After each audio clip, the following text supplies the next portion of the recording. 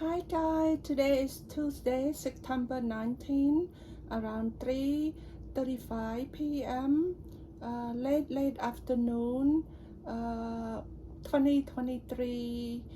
Um, so I want to release this video to let Khmer people around the world and especially in my country to be aware of. I want to explain to them a little bit about um, um, rule of law that I know a little bit from my spouse side, and that a little bit when we get involved with politics. So please bear with me if you can. If you cannot, forget about it, the video at home. Thank you guys in advance. ជ្រាបសួរបងប្អូនខ្ញុំវត្តអំពិល3ថ្ងៃនេះគឺជាថ្ងៃអង្គារទី19ខែ9 2023 ម៉ោង3:35 ល្ងាចជ្រេបន្តិចហើយចិត្តចូលប្រលប់ហើយខ្ញុំសូមបញ្ចេញវីដេអូនេះហើយចាក់នៅវីដេអូផ្សេងព័ត៌មានបន្តិចបន្តួចអំពីសហរដ្ឋអាមេរិកហើយអំពីច្បាប់អីបន្តិចបន្តួចអំពីទាហានរបស់សហរដ្ឋអាមេរិកហើយម៉ាក្រូមេឃហ្នឹងវាស្ដាក់ស្ដៀងតែគ្នាទេដែលនៅការយល់ដឹងចេះដឹងរបស់ខ្ញុំហើយដែលខ្ញុំប្រុសរបស់ខ្ញុំដែលលោកធ្លាប់បានធ្វើទាហានអាមេរិកកាំងខ្លះហើយធ្លាប់បានចូលបម្រើជាតិខ្មែរយើងគេហៅថានយោបាយកាលពីលោកនៅក្មេងហើយខ្ញុំក៏អញ្ចឹងប៉ុន្តែឥឡូវអត់មានទេប៉ុន្តែខ្ញុំគ្រាន់តែចង់បង្យល់ទៅកងការពារប្រទេសយើងនគរខ្មែរយើងប្រទេសយើងមិនថាទាហានហើយនឹងប៉ូលីសខ្ញុំគ្រាន់តែចង់បង្ហាញចង្អុលប្រាប់បន្តិចបន្តួចឲ្យយកទៅត្រេះរិះគិតមើលថាអ្វីទៅល្អអ្វីមិនល្អហើយខ្ញុំសូមប្រាប់អ្វីដែលខ្ញុំដឹងច្បាស់លាស់ដែលធានានៅម៉ាក្រូមេឃនេះច្បាប់អន្តរជាតិហើយច្បាប់ជាតិរបស់យើងប៉ុន្តែខ្ញុំយល់ថាសប្តាហ៍ថ្ងៃនេះហ៊ុនសែនហើយនឹងកូនរបស់គាត់ហើយនឹងស្ដេចផែនដីសប្តាហ៍ថ្ងៃនេះមិនយកវាមកប្រើប្រាស់ទេយកវាទៅជន់ឈ្លីម្ល៉េះហើយខ្ញុំសូមឲ្យបងប្អូនយល់ថាច្បាប់វានៅតែច្បាប់អញ្ចឹងទោះដូរមិនក៏ដូរច្បាប់រឹងមិនបានដែរខ្ញុំសូមប្រាប់ម្ដងហើយម្ដងទៀតអញ្ចឹងសូមបងប្អូនស្ដាប់មើលហើយចាំខ្ញុំនិយាយប្រាប់តាមក្រោយហើយពេលដែលពេលខ្ញុំចាប់នេះខ្ញុំនឹងបកប្រែបន្តិចទៅហើយមិនបកប្រែអស់ទេពីព្រោះបើបកប្រែអស់វាជន់ហើយវាស្ដាប់មិនទូលំទូលាយ Guy why I place the video I will translate along and talk along but not all because if I do all would be the video going to be acting crazy. Okay, it turned out like a joke, so I just explain a little bit that I think that Khmer people lack of that maybe the word or something that they do not understand about rule of law. So thank you guys. Let's get started. Okay. He was the Army's Chief of Staff in 2018 when he made history. He became the first ever chairman of the Joint Chiefs, whose nomination was announced in a tweet. In the message, then President Trump called both Milley and his predecessor, Joe Dunford, incredible men. Trump would come to turn on his chairman and embroil him in politics. He stayed on when President Biden took office. In a recent Rose Garden address, Biden said to Milley, I trust you completely. Now, more of General Milley's exit interview with me. General, let me ask you about some questions relating to civil-military relations, because you occupy a unique position. You are a uniformed military officer, but you are also the principal advisor to the president. You said after President Trump asked you to walk with him on that infamous walk through Lafayette Park, and Right. he held up the Bible, that you made a mistake, that you shouldn't have been there. What was the mistake in your mind? How would you characterize what you did wrong and what lesson you learned? Well, I think the key thing is that the United States military must be apolitical, or actually non-political, and nonpartisan. And the mistake I made was I walked into a political event, unwittingly, but a political event nonetheless, and I was in uniform. So that shouldn't happen. That's not President Trump, that's me. President Trump is a politician. He can do whatever he wants to do. But as a soldier, I should never enter into politics. And as soon as I recognized it lasted all of about 30 to 40 seconds. Photos were taken, lasted a lifetime kind of thing. But as soon as I recognized it, I walked away. My aide and security detail walked off to the right and got out of the way. So. But yeah, that shouldn't have happened, and I knew instantly once I realized it was a political event that I shouldn't be there in uniform, and I thought the best thing to do, I was already on a pre-planned speech for graduation for NDU, and I inserted part of it to try to make that as a teaching moment for our up-and-coming officers to make sure they knew that, I had made a mistake, and I regretted that. And if you had to do it again, I wouldn't have participated. President asked you to do something, presumably in the Oval Office, you would have said no. Absolutely. Yeah, there's no place for a uniform to be in a political event, period. Now, that doesn't mean, that it doesn't happen every now and again. I've been in, both sides of the aisle of put me or my predecessors in photographs at various times, etc. That stuff happens. It's not necessarily great, but it happens on occasion. I've been in campaign commercials and they've asked campaigns to please take us out, and normally they do. So bottom line is the United States of America is a healthy, independent, democratic republic. We don't want our military involved in actual U.S. domestic politics. It is true that war is politics by all means, but that's a different case. We're talking about U.S. domestic politics, and the U.S. military has no part in that. So there are critics of yours on the right who say, you say all that, but you actually do inject yourself in politics. You talk about how the military is not woke, how military officers should be reading Karl Marx, how you've opined on things that for some of them they feel is not adhering to the kind of strict Huntingtonian distinction between civil authority and military authority. Well, yeah, as a chairman, you're rendering advice, but all of our officers operate inside of a political environment. So injecting yourself into politics is not the same as being informed by the environment that you're operating in. If you're operating or rendering advice to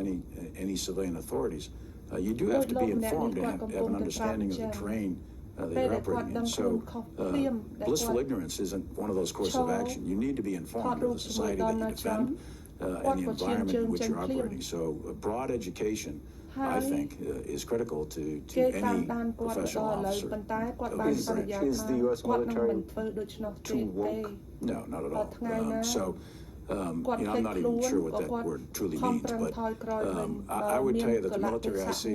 is a military that's exceptionally strong. It's powerful. It's ready. In fact, our readiness rates, the way we measure readiness, is better now than they've been in years. And what I see on a day-to-day basis, right now, for example, Fareed, in the last 24 hours, we've had about 5,000 sorties of U.S. aircraft that are keeping the skies safe. You've had somewhere between 60 and 100 U.S. naval vessels patrolling the 7 seas. You've got 250,000 U.S. troops, ground troops, like the Army or Marine Corps, on Freedom's Frontier sort of thing, around the world, maintaining peace and stability.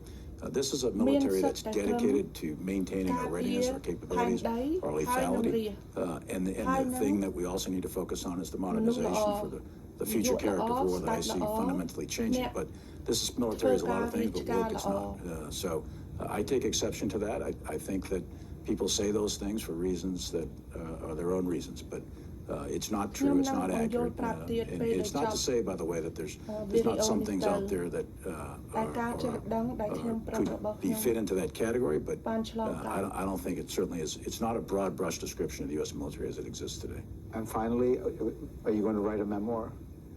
I'll probably write. I don't know that I would do a tell-all. A lot of people have mentioned that to me. But frankly, I haven't given a lot of thought to what I do after 1 October. Right now, there's a lot of things going on. We've got a couple of weeks left. Bad things can happen in very short periods of time in the world. So I've got to remain focused on the job, and that's exactly what I'm doing. So I'll probably write some things in the future. Tell-alls, probably not. I think that's probably not something that a chairman or a general officer should be doing, but I think that I'll probably write and make some sort of contribution. Right now, though, I'm focused on the job, and I'm going to run to the tape here all the way to 1 October. General, pleasure to have you on, sir. Thanks, Reed. Appreciate the opportunity.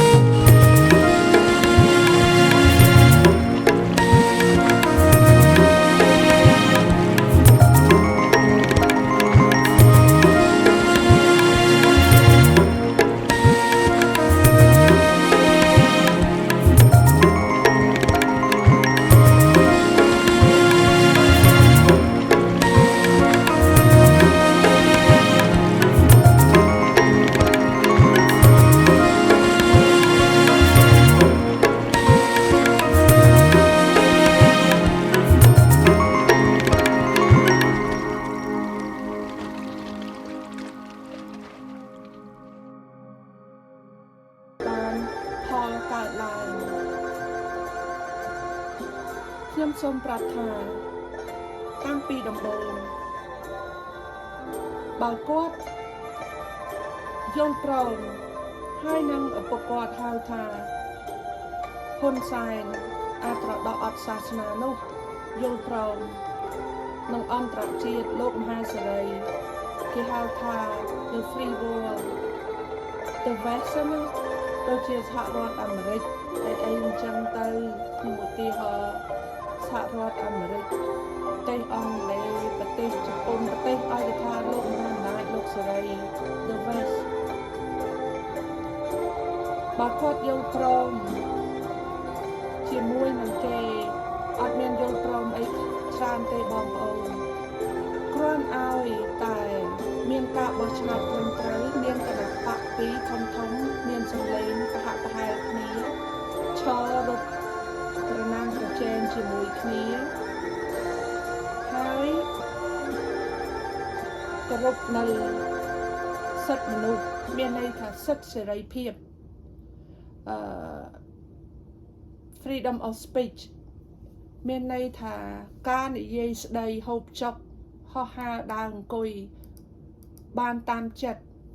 ដោយមិនប្រកាន់ទោសភ័យអ្វីនោះគេយើងមិនបាច់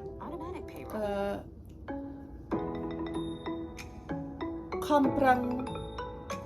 រត់រមកក្រមេឃនេះឲ្យគេដាក់ទុនទៅរកស៊ីនៅនឹងស្រុកយើងទេ គេនឹងទៅដាក់ទុនរកស៊ីជាមួយនឹងស្រុកយើងដោយយើងមិនបាច់ខំប្រឹងទេមិនបាច់ខំប្រឹងគិតមិនបាច់អីទេទី1ទី2គេនឹងផ្ដល់នៅជំនួយគេនៅផ្ដល់ជំនួយលុយកាក់រាប់ពាន់រាប់លានដុល្លារក្នុងមួយខែមួយឆ្នាំឲ្យទៅយើងទៅទេបងប្អូនឲ្យទៅទេដល់យើងមិនបាច់ខំអីសោះបងប្អូនមិនបាច់ហ្មងគេជួយទាំងលុយកាក់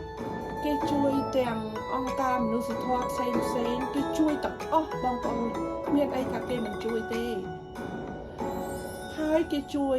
ទិញផលិតផលយើងមកក្រមមេឃនឹងប្រទេសផ្សេងជាពិសេសប្រទេសលោកមហាអំណាចប្រទេសលោកសេរីតែគេសុំឲ្យតែរាជការយើងជាពិសេសហ៊ុនសែនប៊ុនរ៉ានីហ៊ុនសែនស្ដាច់ពីអ្នកម៉ែកូនសពថ្ងៃហៅថាព្រះអង្គចាស់សីហមុនីនោះហើយមុនីនាថនោះឲ្យគោរពនៅគោលការណ៍ដែលបានសញ្ញេចុះកុងត្រាជាមួយនឹង Paris Agreement គេសុំតែប៉ុណ្្នឹងទេគេនឹងមិនទាមទារអ្វីទេគេយកនៅលៀបសក្ការៈទាំងអស់ទៅហុចឲ្យយើងដល់ក្នុងបន្ទប់គេងរបស់យើងគេលើកបាយនំចំណីមាសពេជ្រកែវកងដាក់ទៅលើតុឲ្យយើងតែមនុស្សទាំង6នាក់ម្នាក់ទៀតគឺហ៊ុនម៉ាណែតហ្នឹងម្នាក់ទៀតគឺសុកអេសានមិនសុខចិត្តថៃបានមិនសុខចិត្តទេបងប្អូនឯកសន្តានបងប្អូនទាហានហើយបងប្អូនពីប៉ូលីសមិនសុខចិត្តដោយសារខ្លួនមិនព្រមចុះពីអំណាចខ្លួននឹងសំបីតែមកតសៃសក់ក៏មិនព្រមឲ្យទៅអន្តរជាតិដែរខ្លួនក៏សោកយកទាំងអស់សូម្បីតែតសៅសក់មួយជុះទៅលើដីក៏ខ្លួនរើសយកមកលេបចូលវិញដែរបងប្អូនទោះបីសក់នោះវាពាន់នៅដើមបំពង់កគេកឡោតគេកូតចង់ដាច់កឡោតគេយ៉ាងម៉េចក៏ដោយបងប្អូនក៏ខ្លួនខំប្រឹងលេបទៅដែរខ្លួនមិនខ្ជាក់ចេញទេខ្លួនយល់ថានៅលើដើមខ្លួនលើខ្លួនដើមដងខ្លួនរបស់ខ្លួនគឺជាពិសេសពិសាលគឺជាធ្លាក់មកពីលើមេឃហើយខ្លួនយល់ថាខ្លួនអាចយកមេឃទ្រាប់អង្គុយបានម្ល៉េះហើយខ្លួនមានថ្លើមធំពីមេឃมันអាចនឹងដកមួយចំហៀនថយក្រោយបានទេខ្លួនមិនអាចចែកអំណាចទៅឲ្យអ្នកណាទាំងអស់មិនថាគណៈបកខាងខ្លួនឬក៏គណៈបកផ្សេងអ្វីទាំងអស់ឬក៏រាជខ្មែរទូទាំងប្រទេសទូទាំងនគរនោះទេខ្លួនថានោះគឺវាជាកំតិចផេះវាជាអ្វីដែលខ្លួនអាចរកបានតាំងពីដំបូងតាមការពិតគឺគ្មានទេបងប្អូនគឺការក៏ភូតក៏ហក់ឆក់ប្លន់ទាំងអស់ខ្ញុំសូមប្រាប់បងប្អូនទាហានប៉ូលីសទាំងអស់បងប្អូនឃើញហើយឥឡូវនេះចូលកាន់អំណាចហើយអំណាចនោះខុសទៅទៀតនាយកនោះគឺមិនមែននាយករដ្ឋមន្ត្រីទេបងប្អូនពីព្រោះអីយើងកាត់បំបាក់អាច្បាប់ប្រទេសជាតិច្បាប់ដែនដីច្បាប់ផ្អែកចការច្បាប់ ពីដើមច្បាប់អង្គរនគរអង្គរច្បាប់មនុស្សធម៌ច្បាប់មនុស្សទាំងអស់ពេលដែលច្បាប់ទាំងអស់នោះវាកាត់ចោលសំបីតែខ្លួនរបស់យើងក៏វាមិនអាចនៅបានដែរក៏វាចាត់ទុកថារលាយទៅជាផេះហើយតែមិនយល់បងប្អូនឃើញទេមិនទាន់បានប្រហែលថ្ងៃផងរត់ទៅថេះទៅថាសគ្រប់កន្លែងទៅសុំអង្វរឲ្យគេជួយទិញនេះជួយទិញនោះពីខ្លួន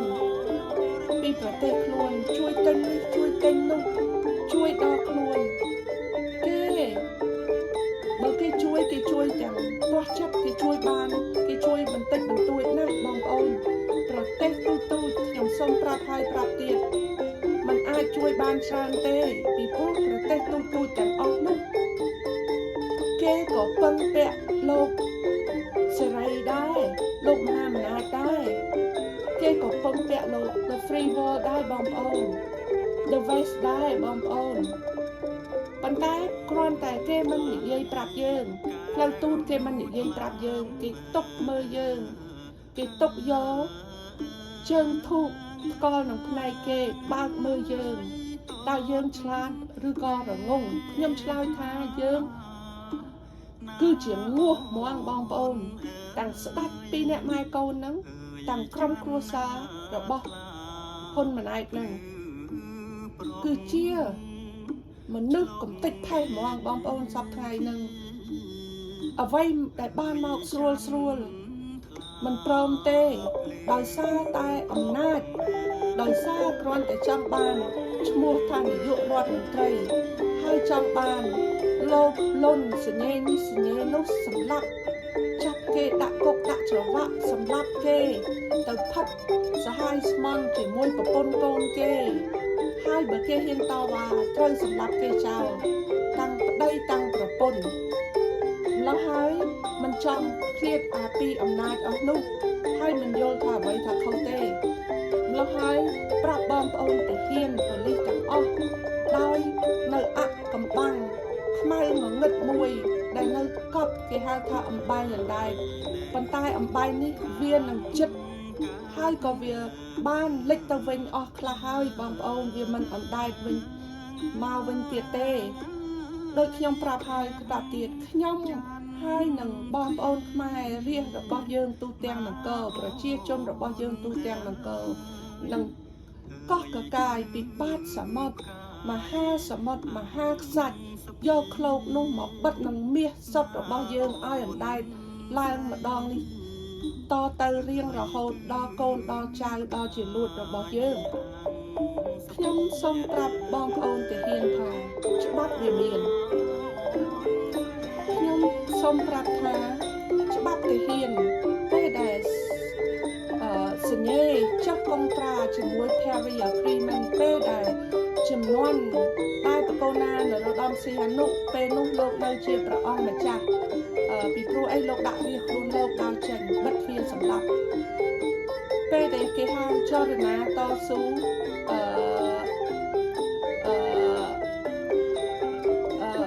ចលនាតស៊ូFencing ពេជ្រនោះលោកបានសន្យាអស់ហើយអ្វីដែលចុះកុងត្រាក្នុងពាក្យអក្សរមួយអ្វីមួយបងប្អូនវាបាន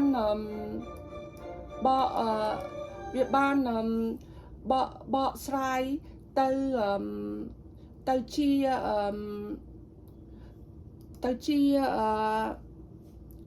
បែកសាខាទៅវាមានន័យច្រើនណាបងប្អូនក្នុងមួយពាក្យដូចថាអក្សរ5វាបែកទៅច្រើនតែបងប្អូនខ្មែរយើងរាជខ្មែរយើងមិនបានដឹងមិនបានឮម្ល៉េះហើយអាច្បាប់ទាហានហ្នឹងផុសយើងហើយច្បាប់ទាហានស្រុកប្រទេសយើងហើយអន្តរជាតិធំលោកមហាអំណាចលោកសេរីគេបានចងជាប់នឹង Paris Agreement អីទាំងអស់មានន័យថាបើបងប្អូនពាក្យឯកសណ្ឋានជាទាហានជាពិសេសជាទាហានបងប្អូនមិនអាចលូកដៃចូលនយោបាយបានទេបងប្អូនមិនអាច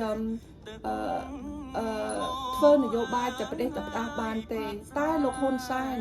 ជាឪពុកហ៊ុនម៉ាណែតនេះគាត់មុនដំបូងគាត់យល់ព្រមអស់បន្ទាប់មកគាត់បានប្លន់យកអំណាចហើយគាត់ក៏បន្តបានជាប់ដោយសារអន្តរជាតិគេយកយល់ហើយបានគេយកយល់គេមិនយកយល់ដល់គាត់ទេគេយកយល់ដល់ផែនដីខ្មែររបស់យើងគេឃើញថាពេលនោះខ្មែរយើងមិនទាន់មានកូនចៅកវេកកឆ្នាំងបានធំធេងទូលាយវានៅ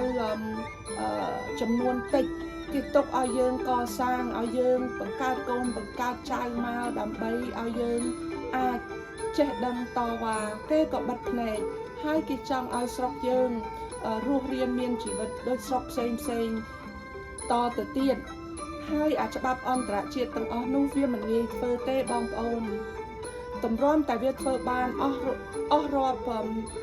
សតវត្សដូចគ្នាបងប្អូនខ្ញុំសូមធានាអញ្ចឹងម្ល៉េះហើយគេមិនឲ្យយើងចូលប្រឡូកឲ្យតែយើងធ្វើទាហានសិទ្ធិទាហានមានន័យថាទាហានមានសិទ្ធិការពារផែនដីដែលខ្លួនឯងរស់នៅលើហើយប្រជាជនទាំងអស់ដែលរស់នៅលើផែនដីនោះការពារផែនដីនោះមិនឲ្យបាត់មកទៅសាយសក់ទៅប្រទេសជិតខាងទៅអ្នកជិតខាងទៅស្រែអ្នកដទៃបានទេទី1ទី2ត្រូវតែការពារមនុស្សជីវិតរស់នៅមនុស្សសត្វទាំងអស់ដែលនៅលើផែនដីនោះគឺជាមុខងារទាហានបើទាហាននោះចង់ធ្វើនយោបាយចង់ប្រឡូកជាមួយនយោបាយទាហាននោះត្រូវតែសុំលាលែងចេញសិនសុំលាលែងចេញនោះបានតែបើសិនណាក្នុងច្បាប់ទាហាននោះគេមិនទាន់រកទាហានដែលបនស័កបរហៈប្រហែលស្មើនឹងទាហានដែលសុំលាលែងចេញនោះមកចង់ធ្វើនយោបាយនោះគេមិនទាន់រកបានក៏យើងមិនអាចលាលែងបានដែរយើងនៅតែធ្វើបន្តលុះត្រាតែគេរកមនុស្សដែលមានបនស័កប្រហែលយើងឬក៏ដូចយើងមកចំនួនកន្លែងប៉ុស្តិ៍របស់យើងនឹងបានយើងអាចលាលែងបានយើងលាលែងបានយើងត្រូវតែដាក់กระดาษស្នាមឲ្យអីត្រឹមត្រូវអស់ពេលយូរណាស់បងប្អូនយ៉ាងតិចក៏រំលង2ឆ្នាំដែរបានយើងអាចមករត់ប្រណាំងប្រជែងចូលធ្វើនយោបាយបានវាចងជាប់ Paris Agreement នឹងមិននឹងហើយនឹងMagnitsky Global witness អីទាំងអស់ហ្នឹងណាព្រោះស្រុកយើងវាមានទាំងអស់បងប្អូនណាច្បាប់ធំអស់ហ្នឹងហើយច្បាប់កម្ពុជារបស់យើងគេហៅថា the supreme law of the land វាមានបើយើងបកប្រែទៅវាមានច្បាប់ជាដូនជាតាប្រអែកចកាពីបរមបុរាណយើងអត់ថាបាច់យកច្រើនទេខ្ញុំយកថាតា500ឆ្នាំចុះក្រោមឬក៏450ឆ្នាំចុះក្រោម4ចំនួនបងប្អូនវាមានហើយយើងត្រូវតែមើលយើងត្រូវតែគោរពនៅច្បាប់អស់ហ្នឹងអានោះខ្ញុំនិយាយនឹងច្បាប់ទាហានណាទី1ទី2ទាហានខ្ញុំសូម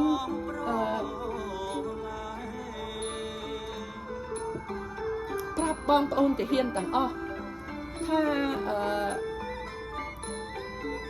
ខ្ញុំសូមប្រាប់បងប្អូនទាហានទាំងអស់ថាបើបងប្អូនធ្វើទាហានទោះបីគណៈបកណាឡើងមកធ្វើជានាយកក៏ដោយទោះបីស្ដេចចំនួនណាអស់ពីស្ដេចមួយឡើងស្ដេចមួយក៏ដោយក៏បងប្អូននៅតែមានប្រាក់ខែប្រាក់ថ្ងៃ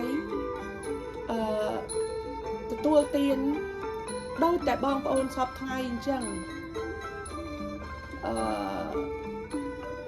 ពេលខ្លះក៏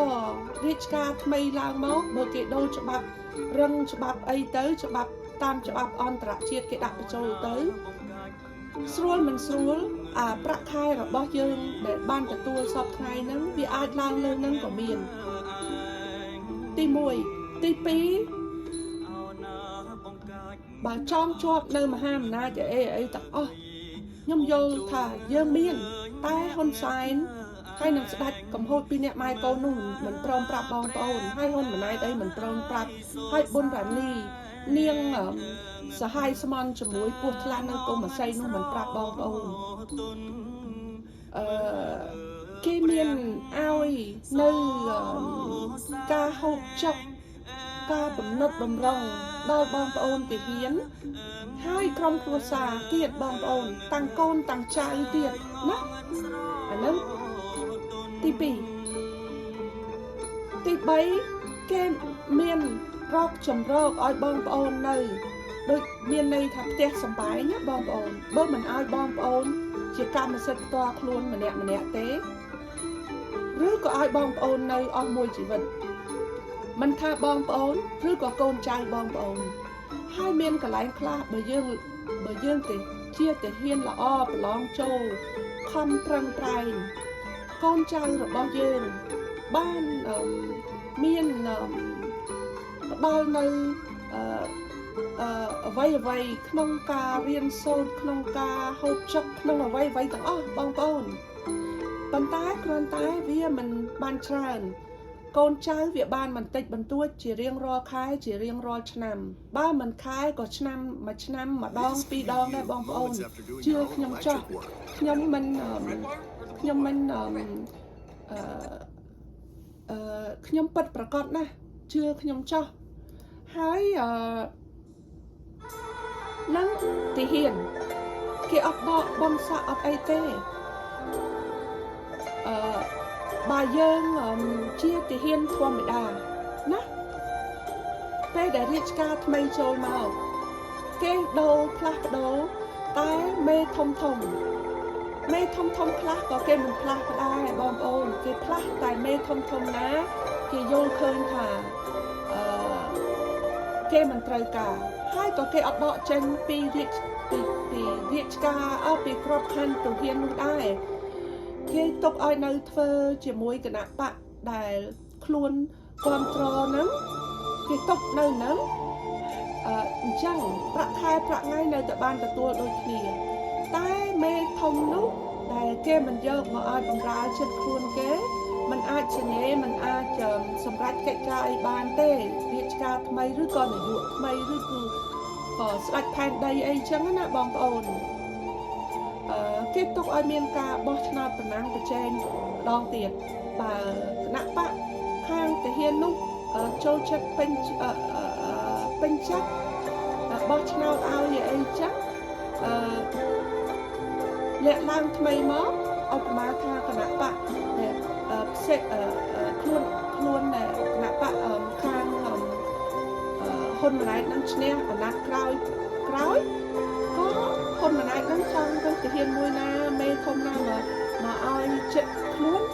នឹងក៏យកទៅវិញអញ្ចឹងណាខ្ញុំឧទាហរណ៍អញ្ចឹងប៉ុន្តែមេទាហាននោះมันអាចជួប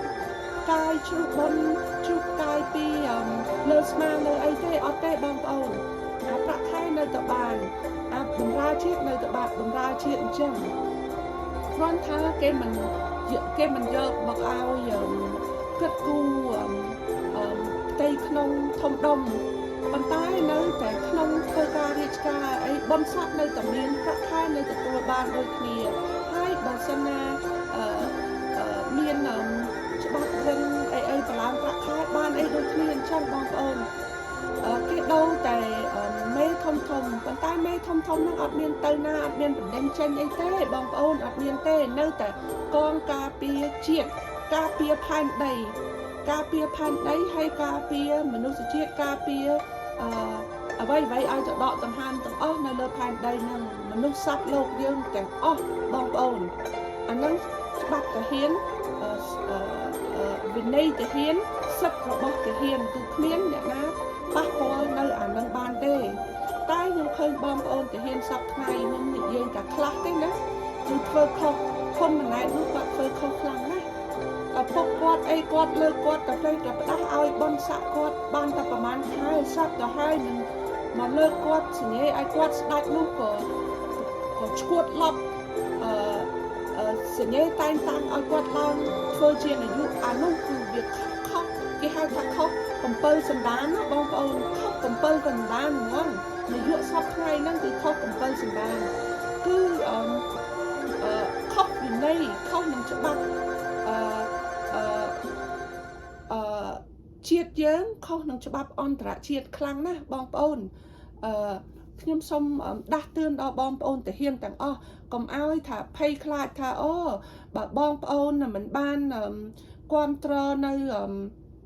គណៈបក CPP ឬក៏ណែហ៊ុនម៉ាណែតឬហ៊ុនសែនអីចឹងឬក៏ស្ដេចផែនដីអីហ្នឹងបងប្អូនមានទោសភ័យឬក៏ថ្ងៃណាមួយបងប្អូនអត់មានការងារធ្វើនោះអត់ទេបងប្អូនមិនមែនចឹងទេខ្ញុំសូមយកនៅការឆ្លាតឆ្លៀសវៃរបស់ខ្ញុំមកធានាថាវាមិនមែនចោះទេទោះបីរាជការផ្សេងឡើងរាជការពិតប្រកបឡើងរាជការរត់ប្រណាំងប្រជែងឈ្នះជាមួយគណៈបក CPP នឹងឡើងក៏គេអត់មានហ៊ានប៉ះពាល់អ្វីដល់បងប្អូនទាហានបានដែរអត់មានដកចេញដកចូលអីទេបើមេធំគេឲ្យយើងធ្វើធម្មតាគេរើសមេធំផ្សេងទៀតដែលក្នុងទាហានហ្នឹងឲ្យឡើងមកដើម្បីការពារចិត្តខ្លួននាយកឬក៏ស្ដេចអីចឹងទៅអាហ្នឹងអាគណៈបកដែលជាប់ថ្មីហ្នឹងណាខ្ញុំនិយាយឧទាហរណ៍ចឹងហើយបងប្អូនមិនស្រួលរស់សុខបានលើកសពថ្ងៃហ្នឹង10 ដងបងប្អូន10 ដង100 ដង 1000 ដងពីព្រោះបើយើងយកច្បាប់លោកមហាសេរីលោកមហាអំណាច The Free World ដែលគេសុំស្នើឲ្យយើងគោរពតាមហ្នឹងណាហើយអាច្បាប់ស្រុកទេសយើងហ្នឹងយកមកបោកបញ្ចូលជាមួយគ្នាគឺយើងខ្ពស់មុខខ្ពស់មាត់ល្អមិនបាច់ឲ្យគេមើលងាយមើលថោកដូចសពថ្ងៃហ្នឹងមិនបាច់ឲ្យគេដាក់ឈ្មោះបងប្អូនមេទាហានធំខ្លះក្នុងបញ្ជីខ្មៅអីនោះទេមិនបាច់ទេទោះបីគេដាក់ក៏ដោយបើបងប្អូនថ្ងៃណាមួយងាកមកធ្វើល្អវិញក៏បងប្អូននៅតែមានរួចខ្លួនបានដែរជឿខ្ញុំចោះដូចលោកម្នាក់នេះគាត់អត់មានធ្វើអីខុសខ្លាំងទេបងប្អូនគ្រាន់តែពេលនោះដល់ណាច្រំគាត់ចង់ក្បត់ជាតិនៅក្បត់នៅរាជអាមេរិកទាំងអស់គាត់ចង់ធ្វើរដ្ឋប្រហារច្បាប់គាត់ចង់មិនព្រមចោះចេញពេលដែលគាត់យល់ឃើញថាគាត់ចង់ចាញ់ឆ្នោតហើយមេតាហានម្នាក់មិញដែលគេសម្ភាសប៉ុកCNN ដែលធំជាងគេមកក្រៅមេនេះសម្ភាសគាត់គ្រាន់តែរួមដំណើរPresident ទៅថតរូបគ្រាន់តែចូលថតរូបបន្តិចហ្នឹងគាត់ដឹងខ្លួនតាន់គាត់ងាកមកវិញគាត់ដឹងថាគាត់ខុសគាត់ងាកមកវិញហ្នឹងនៅតែមានតែកំហុសអញ្ចឹងបងប្អូនធម្មតាគាត់មិនអាចរួមដំណើរPresident ដែលចង់ធ្វើបាបនៅរាជរបស់ខ្លួនឬក៏ចង់ដណ្ដើមអំណាចពីការបោះឆ្នោតឬក៏មិនចង់ចោះចាញ់នៅ President ថ្មីឡើងមកទៀតនោះវាខុសតែហ៊ានមិនអាចធ្វើដូចឆ្នាំបានទេបងប្អូនគឺមិនអាចទេហើយគាត់ខុសគាត់ដឹងខ្លួនគាត់សុំទោសគាត់ថាគាត់មិនអាចធ្វើអញ្ចឹងគាត់នឹងខំប្រឹង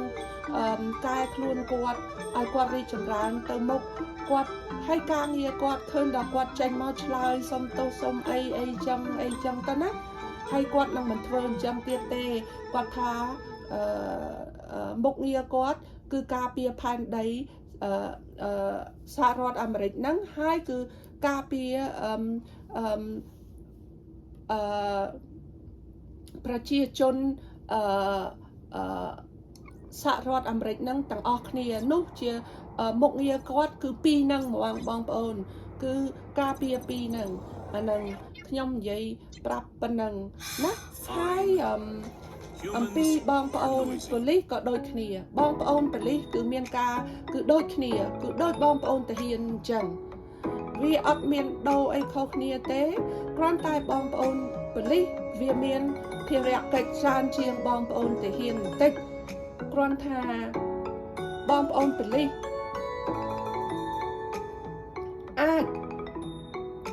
hai hòm nơi dụ ban nơi sạch pan đây bán nơi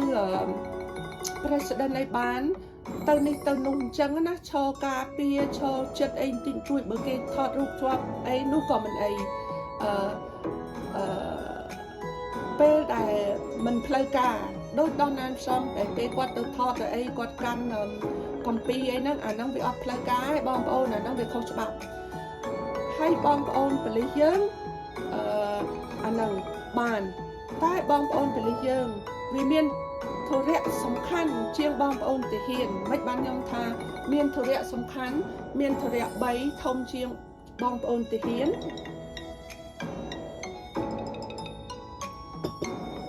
เมียนโทรเรียมวยกาเปียพันได้กาเปียรียังตูแตงเหนือเกาให้อาจเมียนสัตว์ทมแต่อาจจับจองในสไตล์ภายใดในนายกรัฐมนตรีในมนตรีโคตรอย่างอ๋อในเมเจ้าเมพลอนในเนี่ยเธอเขาอย่างอ๋อบ้องโอนไปลิบาดังทานนายกนู่สไตล์นู่หรือก็ประธานนู่หรือก็มนตรีนู่หรือก็เรียนนู่เธอเขาบ้องโอนไปลิอาจเมียนอาภัยไอกษัตริย์ท่องเมียนดาวสำคัญมวยจองแต่จับจองบ้านครบประเทศมาคราวไม่เลิกใดนี่แปลได้แค่จองจับจองนายกเข้าประธานเข้าสไลด์ผ่านใดเข้ามนตรีเข้าคือบองปอนปุลิโนไฮมันเมนเตอร์เฮียนเต้คือเชียร์ปุลิตัวเล็กเวียนเมียนอาวุธใบทมเชียงตัวเฮียนมวยคือการจับจองเพลียมบานแล้วให้บะบ้องปอนเป็นลิยิงโยนในฉบับแดงเร่งแดดไพ่ไอกษัตริย์แต่บ้องปอนเมียนแต่ฉบับเร่งฉบับภายในระบบยิงฉบับละอ้อให้หนังฉบับอันตรายได้จองชวบจมวย Paris Agreement จมวยไอได้แค่เจ็ดตุนเตี้ยเอายังกระรบในสัตว์มนุษย์ในสัตว์ภายในในฉบับอันตรายในฉบับคลุนยังที่จองวังรังในอภัยไอกษัตริย์ในฉบับระบอบองปอนน้องให้บองปอนแต่เฮียนให้นางบองปอนปลิน้องให้ใต้บองปอนปลิสอบไงนั่งกวดมันย่อถ้ากวดเมียนอาศัตนั่งอาจจับจองในยุรอดมันไตรบ้านเบิร์นยุรอดมันไตรนูเธอเขาบ้ามันไตรนูเธอเขาบ้าเรียนนูเธอเขาบ้าสลัดนูเธอเขากวดมันย่อบ้านเชียกวดเธอเปิดเงยกันตายเอาสกยังเมียนฉลาดจอลออกมาภายในขมายยังนี่ขยมอัดโยลซอขยมอัดโยลถ้าบองโอนไปเลยยังโยลอย่างไรปอกปีนั้นปอกติเฮียนเมียนปอกติเฮียนให้นางปอกไปเลยกระทรวงปีนั้นคือสำคัญกระทรวงแต่เฮียนเมียนแต่ปีกาเปียภายในกอมเอาสตรีขมังเมาปะปัวส้มใบตายมาแต่ใส่ซอกให้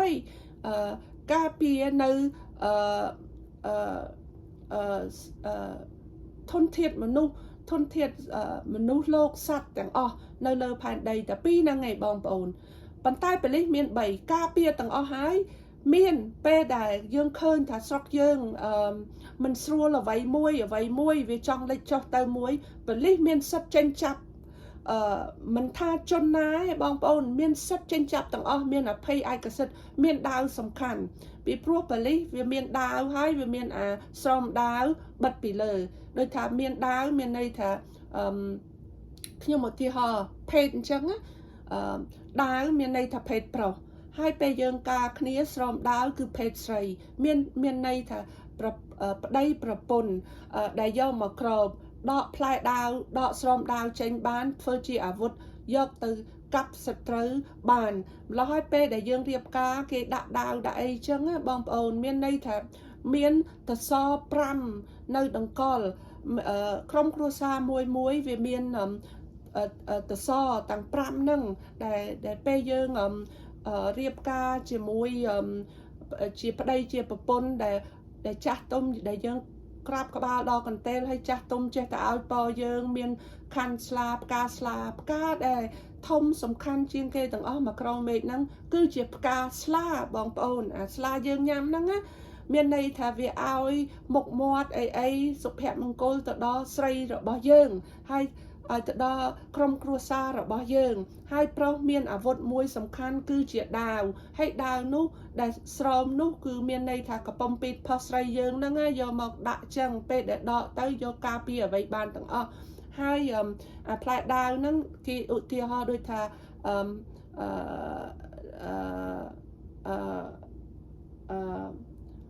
ខ្មែរយើងហៅអីហៅថាពាក្យរីហៅអីពងចេះហ៎ពងរបស់ប្រុសយើងអញ្ចឹងពាក្យរីហ៎អញ្ចឹងបងប្អូនអានេះខ្ញុំនិយាយពាក្យសាមញ្ញឥឡូវខ្ញុំចាក់អានេះនៅខ្ញុំទៅបានទទួលនេះថ្ងៃនេះគេហៅ breaking news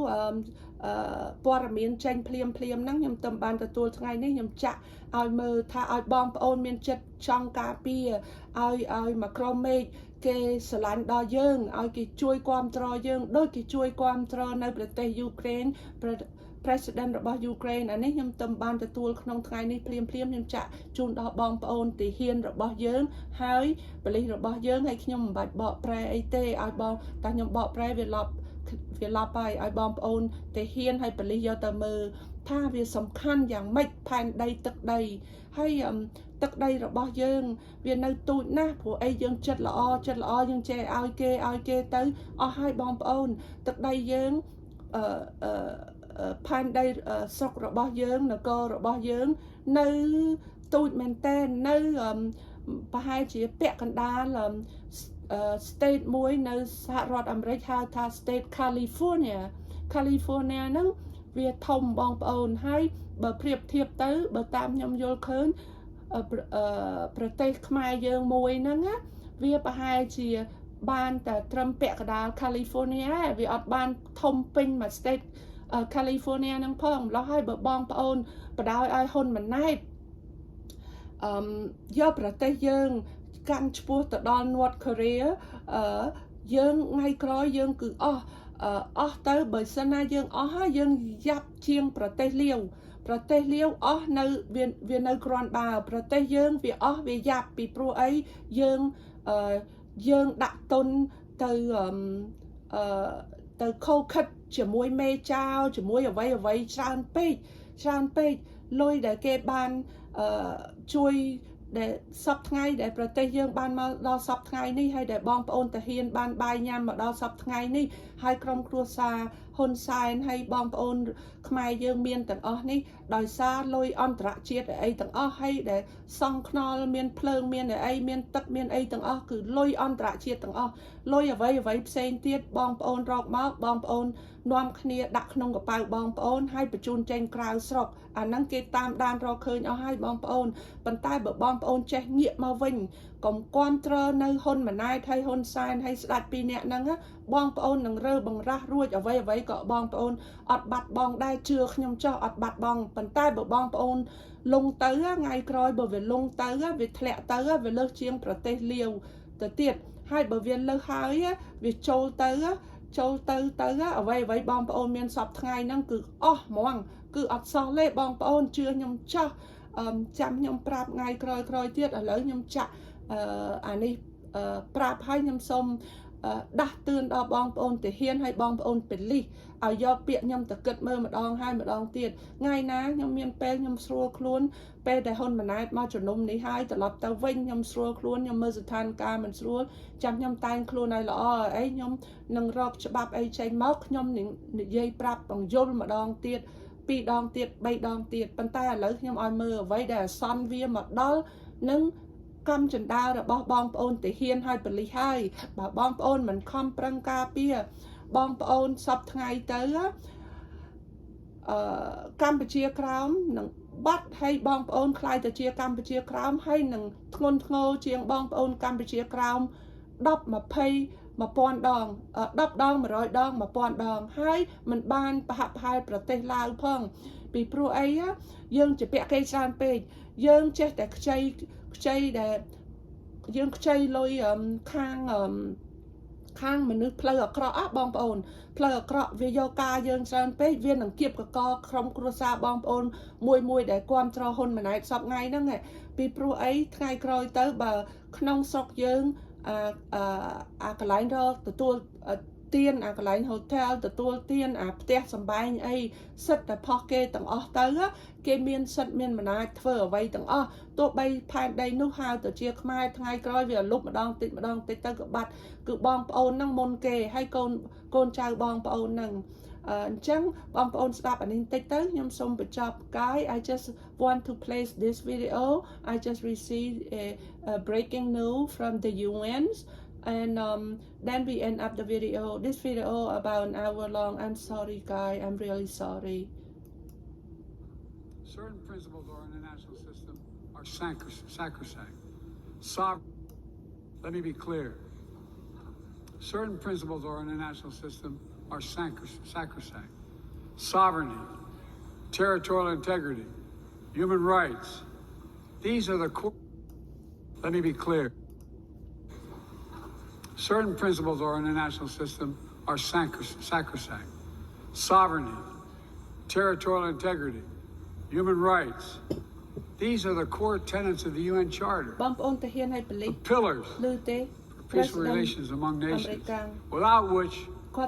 cannot achieve any of our goals. That has not changed. And that must not change.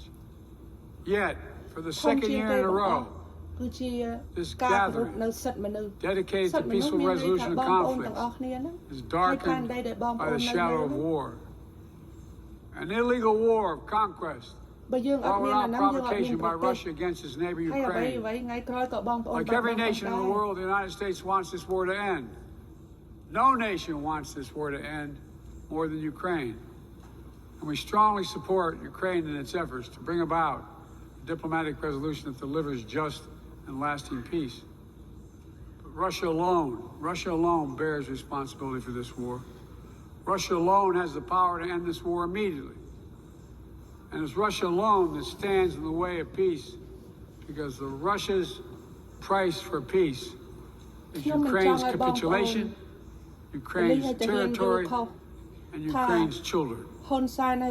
Russia believes that the world will grow weary and allow it to brutalize Ukraine without consequence.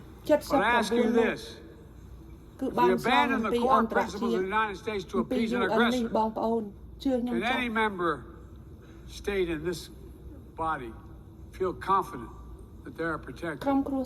If we allow Ukraine to be carved up, is the independence of any nation secure?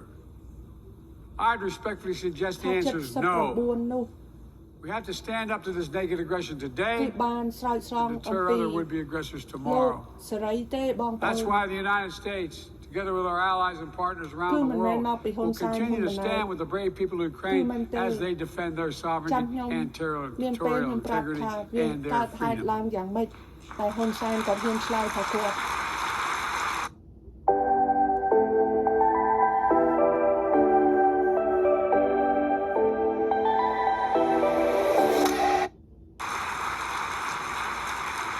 President Biden addressing the United Nations General Assembly, and you may have seen the Ukrainian President Volodymyr Zelensky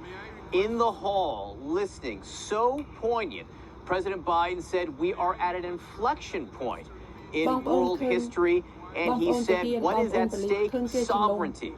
territorial integrity, human rights. Of course, what he was talking about most there was Ukraine, Russia's invasion of Ukraine, and he made the case that it cannot be allowed to stand. It was about a 27, 28-minute address. He waited until 20 minutes in to bring up Russia for the very first time, but once he did, it was clear where the direction of this address was going and the point that he wanted to make to bolster world support for Ukraine's effort to try to sustain the world support for that effort. Here outside the United Nations, watching alongside beside me, CNN Chief National Security Analyst Jim Sciutto and our senior White House correspondent Kayla Tauscher, Jim, what did you hear there? That was his key message. There's a reason he ended on that point about Ukraine and the message to the world. And I think you could read it as an appeal for the sake of Ukraine, but also a challenge to the members of this body, perhaps even some prodding. He said it's essential to the UN Charter, 3 principles: sovereignty, territorial integrity, and human rights, all of which are being violated right now in Ukraine by an invasion of choice by Russia. And he notes, for the second year in a row, he said they were darkened by the shadow of war in Ukraine. In effect saying, and he goes on to say, we'll be judged by whether we stand up to this. You know, the UN was founded in the wake of, in the destruction post-World War II to prevent another devastating war, right? And here we are, 70, 80 years later, with the largest war in Europe since World War II, and it persists for a second year. And his message is, in effect, we cannot, as members of this body, committed to what we're committed to, let it go on. And by the way, if we, members of this body, don't stand up to this, none of us are safe. And it will come to your doorstep. Of course, he is addressing the issue of Russia, a permanent member of the United Nations Security Council, so obviously a very sensitive matter, Kayla. And he said Russia alone bears responsibility for this. That was one of the lines that stood out to me, where he laid the blame for the invasion squarely at the feet of Russia, whose foreign minister is expected to be in attendance at the General Assembly this week. But notable, considering that up until this point, all the draft resolutions of the Security Council to end the war in Ukraine, for various allies around the world to condemn the war in Ukraine, have failed because of Russia's membership on the UN Security Council. And so it's an important distinction that the president was making there. And also, to our earlier conversation about the shades of domestic politics that are, if not overtly present in today's speech, at least were seen as allusions by the president to domestic politics. One in particular where he said history need not dictate our future. He then went on to talk about the U.S. rejoining UNESCO, which is the educational and cultural body that President Trump withdrew from in 2017, and President Biden rejoined just this summer. He then went on to talk about the World Bank, the International Monetary Fund, the World Trade Organization, the G20, all multilateral organizations that if the former president did not threaten to withdraw from, he maligned in some way. So President Biden trying to reestablish the U.S. position of leadership on the world stage, and sort of obliquely referencing those domestic politics. But you're right, the fact that he ended on Russia and Ukraine with about 10 minutes of his speech shows that that's where he really wanted the viewer and the audience to come away with a lasting impression. I kept on looking at the audience, looking at the face of the Ukrainian President Volodymyr Zelensky to see if I could gauge any reaction. How did he feel about what President Biden was saying? It was impossible to read anything from his face, Jim. But was there enough for Zelensky in that? Well, see, I mean, that line that he had about protecting Ukraine was the one applause line, right? And this body, it's failed in a number of ways